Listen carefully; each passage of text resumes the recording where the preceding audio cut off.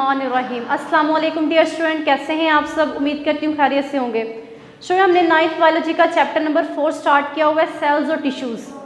Student, इस chapter के अंदर हम बात कर रहे थे, आज इसका लेक्चर नंबर 9 है हमारे पास।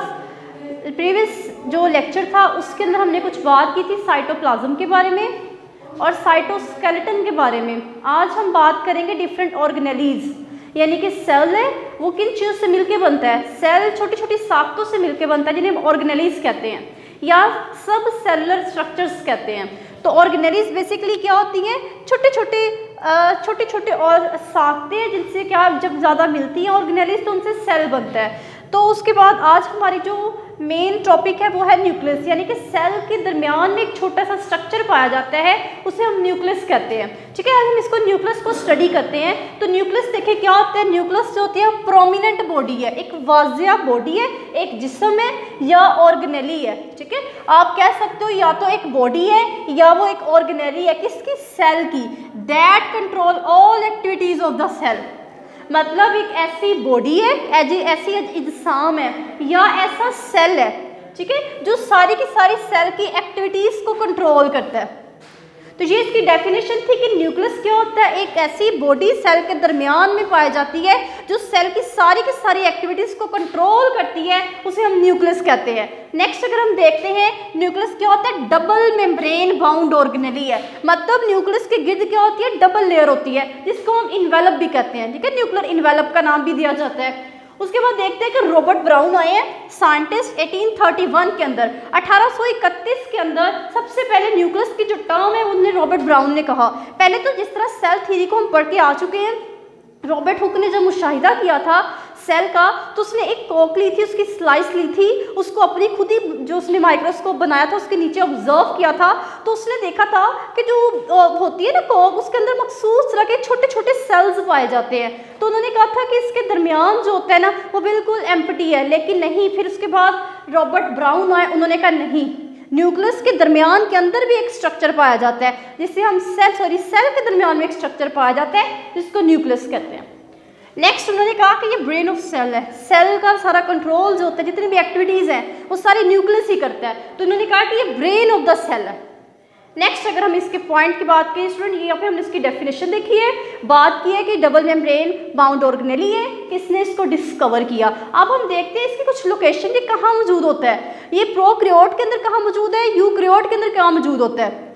ठीक है, देखते हैं यूकैरियोटिक सेल, यूकैरियोटिक सेल्स जो होते हैं वो उनके अंदर ये प्रेजेंट होता है। ठीक है, उनके अंदर प्रोमिनेंट होता है, वाज़ेह होता है। यूकैरियोटिक सेल के अंदर आता है, एक तो आते हैं एनिमल सेल, दूसरे आते हैं प्लांट सेल।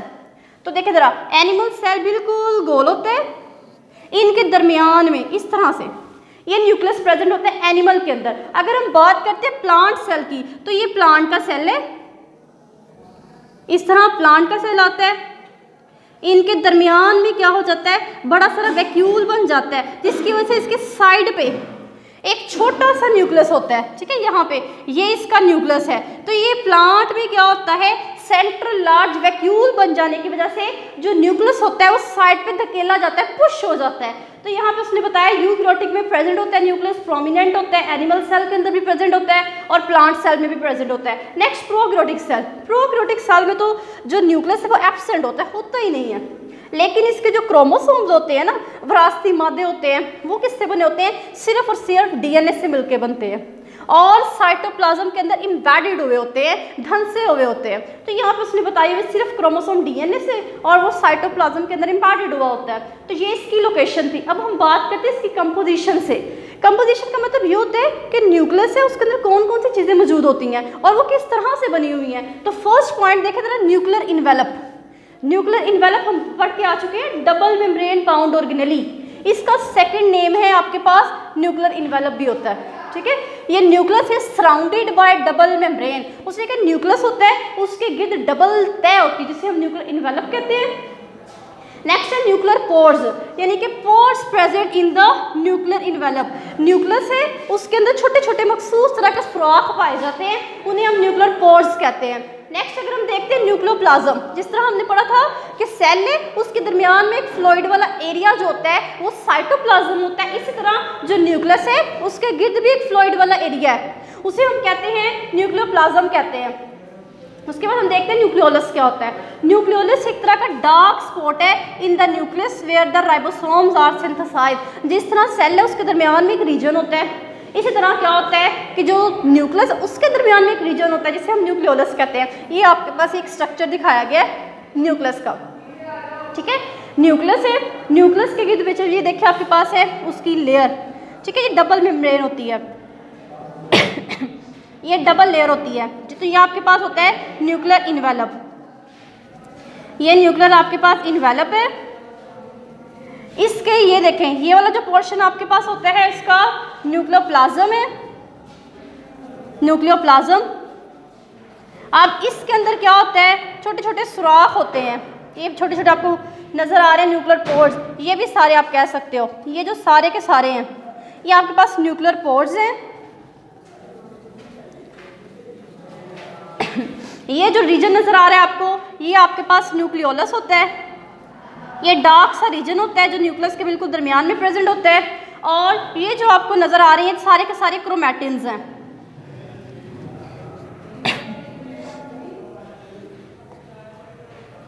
अब देखें जो क्रोमैटिन है ये धागे नुमा साख्तें होती हैं, ये सेल डिवीजन से पहले हैं। जब सेल डिवीजन हो जाती है, सेल तकसीम होना शुरू हो जाता है तो धागे नुमा साख्तें आपस में सिकुड़ती हैं, मिलती हैं, जिनकी वजह से इस तरह के क्रोमोसोम बन जाते हैं। तो ये आपके पास क्रोमोसोम का स्ट्रक्चर है, ये आपके पास क्रोमोसोम है, ठीक है। तो ये इसका न्यूक्लियस का स्ट्रक्चर है। तो यहाँ पे देखिए हम देखते हैं क्रोमैटिन मटेरियल, ये thread like before cell division. उन्होंने कहा सेल डिवीजन से पहले न्यूक्लियस के अंदर ये धागे नुमा छोटी छोटी साख्तें हैं जिन्हें हम क्रोमैटिन कहते हैं। ड्यूरिंग इंटरफेस जब कोई भी डिवीजन नहीं हो रही होती, लेकिन आफ्टर सेल डिवीजन जैसे ही सेल तकसीम होना शुरू होते हैं तो ये छोटी छोटी साख्तें आपस में मिलती हैं। तो ये आपके पास इस तरह के न्यूक्लियस बना क्रोमोसोम बन जाते हैं, ठीक है। इसको हम कहते हैं क्रोमोसोम। और जो क्रोमोसोम होते हैं वो डीएनए से मिलकर बनते हैं और प्रोटीन से मिलकर बनते हैं। स्टूडेंट ये इसकी कंपोजिशन थी। लास्ट पे इसका है फंक्शन। अब फंक्शन क्या होता है, फंक्शन इसका होता है ये ट्रांसफर करते हैं हेरिडिटी करैक्टर्स, यानी कि हेरिडिटी करैक्टर। हेरिडिटी किस तरह, क्योंकि इसके अंदर हमने बात की इसके अंदर क्रोमोसोम होते हैं, तो क्रोमोसोम ने क्या करना होता है, इन्होंने करैक्टरिस्टिक्स को आगे जो होता है वो ट्रांसफर का काम करते हैं।